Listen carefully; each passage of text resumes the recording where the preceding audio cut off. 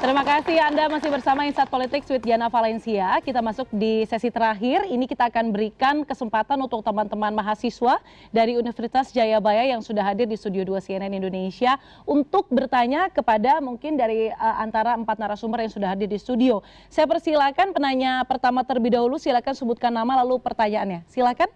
Perkenalkan, nama saya Muhammad Fajari Bramsyah dari mahasiswa Jayabaya. Ini mikrofonnya sudah on, aman?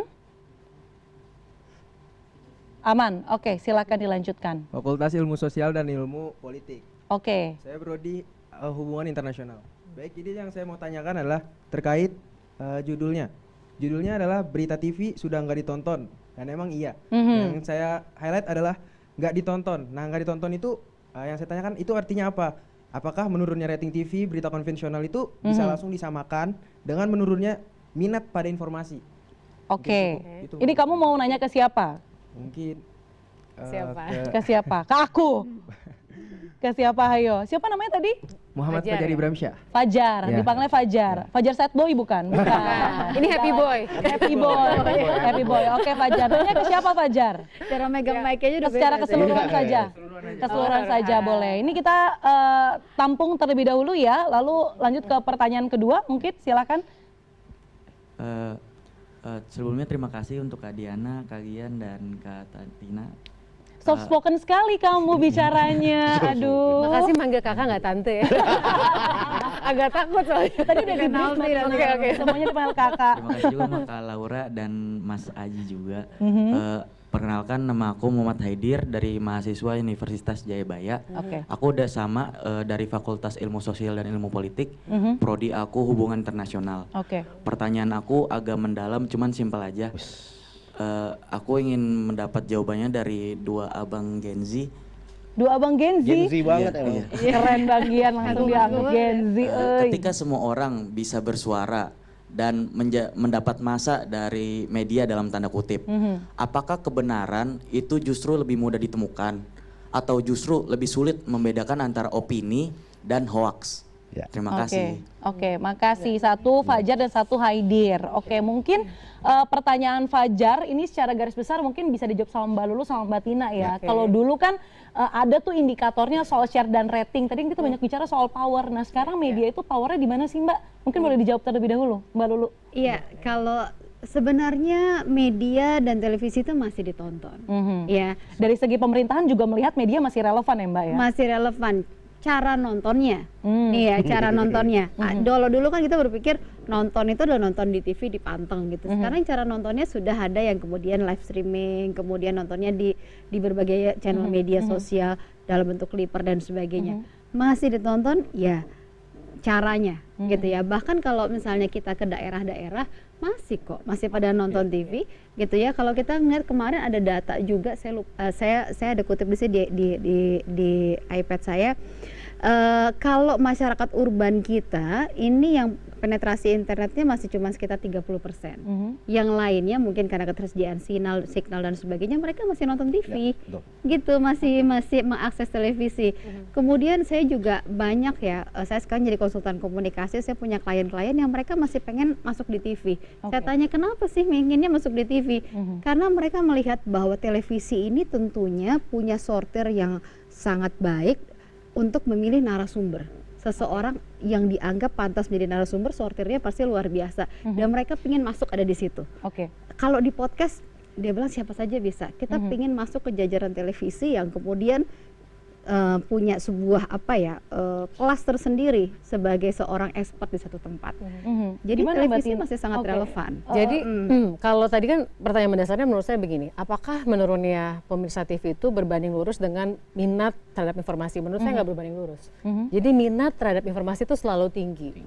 Tapi salurannya jadi banyak. Sama dengan misalnya manusia itu perlu makan nggak? Selalu perlu makan. Tapi bedanya misalnya dulu TV ini adalah lotek, karena saya orang Sunda ya.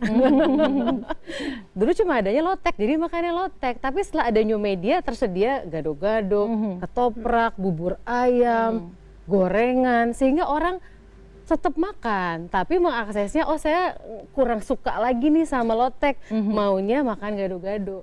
Misalnya itu new medianya, maunya karya desain grafis, oh maunya saya ketoprak. Tapi sebetulnya semua perlu makan. Nah, justru ini yang melihat menurut saya sangat menarik, apalagi ternyata Bang Gian backgroundnya marketing dan bisnis ya. Perilaku perubahan konsumen inilah yang berbeda. Jadi perubahan perilaku konsumen ini sangat menentukan juga, termasuk konsumen informasi. Nah, teman-teman kan konsumen informasi. Jadi butuh nggak informasi? Butuh. Tapi apakah lewat TV? Nggak selalu lewat TV. Makanya tantangannya jadi besar. Diana, gimana TV ini sekarang nggak jalan sendiri? Kan saya bilang sama Mbak Lulu. Zaman dulu kita tuh, mohon maaf ya, Diana ini lebih berat menurut saya kerjanya. Karena bersaingnya sama Bang Gian. Dulu kami ini nggak ada saingan nih, nggak ada podcast, nggak ada influencer. Saingannya sesama TV lah ya Mbak. Sederhananya begitu, kompetitornya adalah sama-sama media massa, sama-sama lembaga pers. Sekarang teman-teman bertemu dalam tantangan yang lebih besar. Jadi tetap butuh informasi, saluran yang berbeda, akhirnya perilaku konsumen juga berbeda. Jadi sekali lagi manusia butuh informasi. Nah, justru tantangannya kepada penerima informasi sekarang. Lebih berat banget untuk menyaring yang tadi pertanyaannya opini sama fakta. Nanti nyambung, silakan Bang Dian sama Aji yang jawab gitu. Itu justru tantangannya kepada si konsumen. Konsumen tuh sekarang bisa, mohon maaf ya, kalau makan itu sampai begah gitu. Kalau dulu cari-cari, sekarang begah. Dulu dikasih lotek kenyang, sekarang ada lotek, ada gado-gado, ketoprak, yang mana dulu nih? Gitu. Saya butuh yang mana? Saya mau cabenya berapa banyak gitu. Kalau Mas Wapres masih mantau TV? Masih. Masih Berarti mantau tidak TV. hanya influencer yang dipantau begitu ya? Masih mantau TV banget. Jadi semua media massa sangat dipantau oleh beliau. Jadi salah satu tugas saya sebagai salah satu staf khusus itu adalah selalu secara rutin menyampaikan media monitoring, termasuk yang paling utama malah setiap saya menyampaikan adalah selalu tentang media konvensional dulu. Gitu. Karena itu adalah penjaga demokrasi kita. Jadi tadi Diana benar kan bilang hate and love. Saya nggak bilang hate and love sih. Jadi love selalu ada, tapi dinamika naik turun aja. Kadarnya berubah-ubah ya Mbak ya. Oke, ada hate. Kita berlanjut ke pertanyaan Haidir tadi ya, bicara soal opini dan juga hoax. Kemudian mungkin teman-teman Gen Z atau mungkin yang aktif di media sosial itu kan itu perangnya sebenarnya ya, untuk bisa menyampaikan opini yang mana yang benar, apalagi kita juga ada post-truth. Nah mungkin boleh dijawab, Aji dulu mungkin boleh. Bicara soal kebenaran, jadinya kalau sekarang tuh kebenaran kayak deep banget ya ngomongin kebenaran gitu ya. Jadi serius nih Fred. Kita lagi santai jadi serius Fred. Thank you nih pertanyaan. Aja Haidir. Ini kerennya Gen Z loh. Ini kayak pertanyaan di grafis. Kerennya Gen Z. Jadinya kebenaran ditentukan dari benarnya orang banyak. Iya. Benar banget. Bener. Jadi memang pada akhirnya kita aja nih yang sebagai halayak, sebagai audiens yang harus pinter-pinter memilah dan memilih gitu. Karena ujung-ujungnya kita sendiri yang bernalar, kita sendiri yang menelaah gitu, ini benar atau enggak gitu. Karena itu tadi segala sesuatunya tuh sekarang tipis banget, antara benar dan salah tuh tipis banget, setipis itu. Kayak gitu sih Kak, kalau dari aku. Oke, gimana Bang Gian, setuju nggak? Setuju, bahkan aku pernah bikin konten itu, dan masalahnya ini kan masyarakat kita kan kadang-kadang suka mengkritik tapi tidak suka dikritik kan. Betul banget. Netizen ini sukanya gitu, mengkritik tapi dikritik. Bener kata Aji bahwa akhirnya kebenaran di digital atau mungkin secara keseluruhan adalah suara mayoritas. Ketika semua berkata, contoh influencer A yang benar, ya sudah pendapat influencer A yang akan menjadi patokan key opinion leadernya. Betul, seperti itu. Jadi kalau dibilang apakah lebih gampang mencari kebenaran, makin sulit. Dan digital kan menurutku semua adalah fana gitu loh, halu, semuanya nggak ada yang real gitu. Dan kalian bisa lihat gitu di zaman pilpres aja, calon A, wah rame bikin acara sini-sini, tapi kan itu hanya di kota-kota besar. Di daerah informasi tentang programnya nggak nyampe. Jadi balik lagi, media TV, media konvensional sangat dibutuhkan sebenarnya. Tapi kita suka disajikan dengan hal-hal yang instan, dan itu membuat menurutku lebih bahaya. Kita tidak tahu mana yang benar, mana yang salah. Belum lagi influencernya punya kepentingan, punya ego, punya background pemikiran yang berbeda-beda. Jadi ya kita nggak bisa tahu mana yang benar, mana yang salah. Makanya tadi aku bilang di awal adalah influencer ini masuk di era sindrom kenabian. Kalau aku bisa highlight sendiri, ada satu podcast Kemal Palevi ngomong bahwa kasihan Jeremy Pauline sekarang udah nggak mau bersuara. Ya kenapa kasihan nama Jeremy Pauline nggak mau bersuara? bumi tidak berpusat pada opini Jeremy Pauline. Kenapa kasihan sama dia? Gitu. Jadi jangan mengdewakan seorang influencer. Jadi tugasnya teman-teman adalah lihat kontennya Aji, wah suka nih dengan opini Aji, coba cross check ke yang lain. Ferry Irwandi, Jovi Dovi, Gian. Terus cek lagi di media konvensional, bener nggak beritanya di media sosial bener. Harusnya seperti itu sekarang. Tidak melihat konten Ferry Irwandi, wah pemerintah salah, iya setuju pemerintah salah. Ya tidak juga.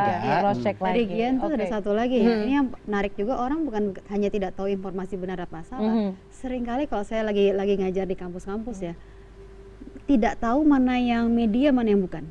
Betul. Karena begitu banyaknya homeless media, nggak tahu lagi mana yang media bisa dijadikan referensi. Kami ngecek kok ke media, boleh tahu media. Namanya apa. bisa saru lagi. Iya, bisa saru.